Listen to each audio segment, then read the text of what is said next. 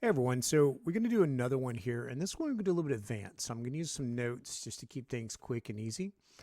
One thing I want to talk about is the APIs. Now, I use the APIs a lot. If you were watching the migration between CDD and release automation, I made the comment that you can do a lot through the REST call, and I do that a lot. And you can, even if you write your own applications and you want to use release automation kind of as a middle tier, or maybe a rules engine or a deployment plan or something like that, then you can access it through the APIs.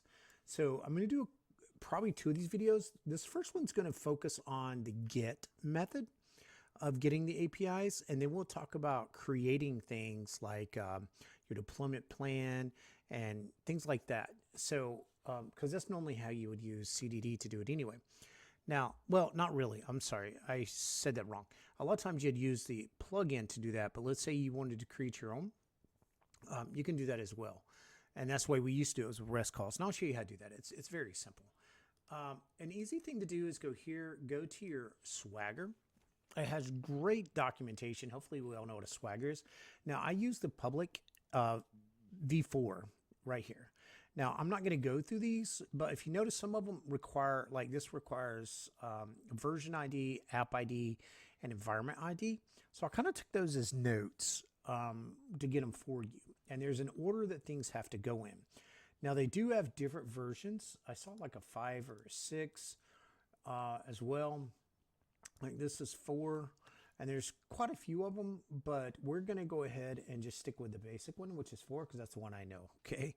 And again, I said help, and I went Swagger, and it's right here. Now, if you, then I open that up and it's there. Now, there's other thing. Oh, here it is. I'm sorry. So there's 5. These are designers, 5 and 6. I never use those. Share components. Now, I have used administrator. If I go to administrator, I can see things like agents, server groups, the telemetry. I always say that wrong. That's here as well. So there's a lot of stuff you can do outside of that, but usually users, maybe dynamically add users, user controllers, things like that. So, but what we're going to do is we're going to focus on the public one, which is version 4, which is here. And that's kind of important, that V4. You'll see that in a few seconds. Now, I'm not going to care about release automation at this point. What I'm going to do is use Postmon. Now, we do have a cool app called RESTmon, and normally I would use it. If you want to know more about it, I think I have videos out there on that. But I'm going to use this one just real quick because I don't have an answer for you. Now, the one thing I'm not going to show you is this is simple. If you looked at the Swagger, this is applications, right? So I lied. I will show you one just to get you started. If I do help and if I do Swagger, and what we're going to do is open this up, and I'm going to do a get on application. Oh, it's the first one. There we go. Notice this says a version 4. So if I go here, this version has to be a version 4. So if we try it out, and I think it's just V4 like that, and execute, and that will give me all my applications. Okay, in this case, I recognize these because Scout it, middle tier. That's what I made in one of the other videos. What's most important are these IDs. Okay, so we got these IDs here. Now, again, this is not my environment, so some things may add up, some things may not. But a lot of times you can just take this URL and that's what you need, okay? It's the URL of the server, the port, data management, and then I'm not sure what the A means, but the A, application, your version, and then what you're pulling back, which in this case is applications, okay? So again, if I do another get, like for an example, this is applications. So here I can pass in the app ID. So we do try it out. I know this is version 4, so let's go ahead and put that in there. V4, and the app ID, we just pulled one back here. So we'll just go ahead and grab this one because hopefully it's got something in it. Mine did not. That's why this may be a tomorrow thing, because we may have to go create that stuff before I can show it to you. But there we go. So this brings it back, and I only have the one, but most importantly was I passed in by the ID, okay? So I started getting the whole list. So that's kind of how that works. It's not too rocket science here if you're ever done with APIs. Here we need version, app ID, and category ID. And I'm going to kind of walk you through how to do all these pretty quickly, okay? There's a whole bunch of gets, projects, yada, yada, yada, yada. So let's go to this little note that I took. I don't know how you do these videos, but if you want to take a screenshot of this, if you want to, Maybe I can put it in the comments below, but I kind of put this in order. So the first thing you have to do is get to your applications. Okay, so I'll just go ahead and copy this. And what we'll do is go back to our postmon and we'll put it here. And I've already set it, I think. If not, I was thinking, I'm not going to click on authorization, but notice it's green. It means it was a change. Authorization is your username and password that you log into. So if you're using super user, that's what you can use. If you have another user, but they still have to have the rights to execute these. I don't know if there is I'd have to look at the users. I don't think there is a user that says you can't do this. But anyway, so, well, I might have, because it says localhost. My bad. So let's go back and let's go back to this one because this one it ran. It's definitely not localhost and I've already broke it. So what we need, not a big deal. That's why we do these kind of working sessions because they're not planned. And you see me make mistakes, which is kind of cool because I'm pretty good at making mistakes. But if I come in here and I'm going to post this right here. There we go. And then just like that, I can run this and that's going to give us our applications. So what happens next? And that's why I'm doing the gets separate than any others because there's a step you go to. So the next is template categories. And here we want to pass in this 8. So categories for application passage wouldn't be 8. In this case, we're going to say 3. So what I'm going to do is just, oops, I did not mean to do that. I'm going to grab this up to here. And we're just going to duplicate this one. And so that's fine. That's kind of cool. And then I'm going to go to here. And what I want to do, looks like I got double backslashes here. So let's get rid of that. And this is categories, but I can't do 8. So we're going to grab 3. Okay, I'm just doing this scouted thing. So we'll go to here and say, give it to me by 3. Okay. Now, that's not really, you're like telling me, you show me all this cool stuff that's like magical. Oh, what happened? We may not have any categories for that. So, which kind of stinks. So what I'm going to do is walk you through these because I probably won't be able to run these. So I may have to do it again tomorrow. Let's go see if I'm doing something wrong. So if I go back to here and we go to categories, let's just do a control find. Cat. Am I misspelling categories? Because I'm really not that smart of a guy. Let's see, what are we doing wrong? Oh, it is E. I'm sorry, I said A, didn't I? Oops. So I did misspell it. But yeah, okay. So let's just put an E there. Okay, so we want our categories, and we want by version. Let's try it out. You know, we can do it all here because this makes more sense anyway. So version V4, and we want app 3. Am I correct? Execute. Oh, we did get some back. So what did I do wrong? Oh, I don't think I put the word categories at the end. So let's go look at that. Let's see, what did I do wrong?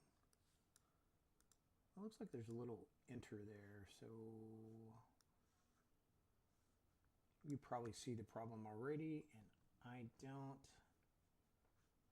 So let's just grab this whole thing, copy, just to keep us from being stupid, and we'll just paste it here.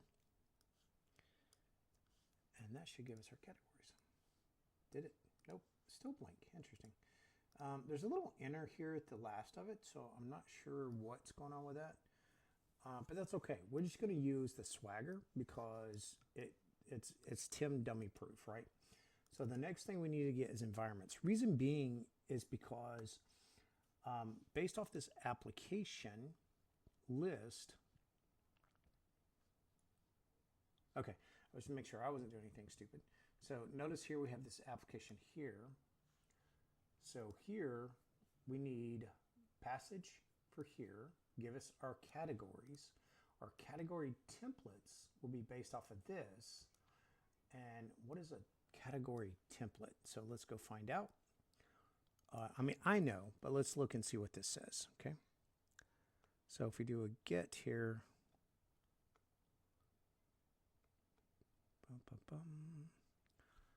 so here's our deployment templates. What do we even care that we're looking for? So environments, projects, templates. Okay. So it's probably this one that we're looking for. No, let's go by category. So yeah, it is a category template. My bad, my bad. Say right here. I saw it. But anyway, you kind of get the point. So I was going to try to run through all this. I just don't want this video to be days long. If I go in here and look, let's see if category templates will show up. So let's just do categories, just because that's the end of the URL, and see what that gives us. So those are puts, so I can do updates. Wow, a lot of those. Oh, get. Well, that's category ID, so we won't know that yet. What is this one?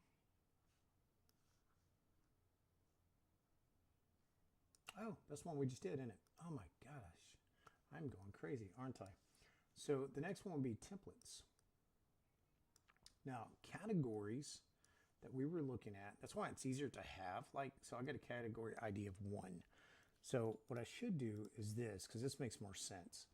So category templates, so we'll say 1 here. Okay, 1 equals this. So, and then the other one that we're looking for is scheduled test, which we don't really have. So,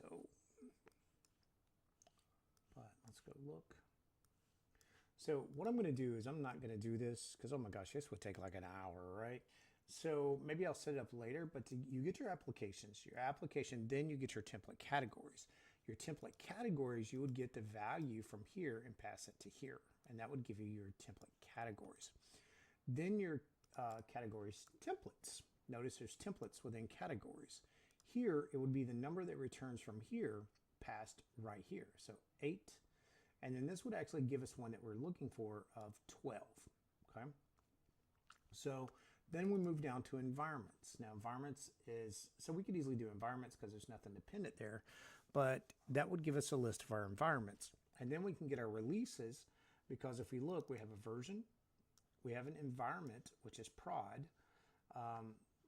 And then we have, our app here. So to get our environments, we pretty much just need that.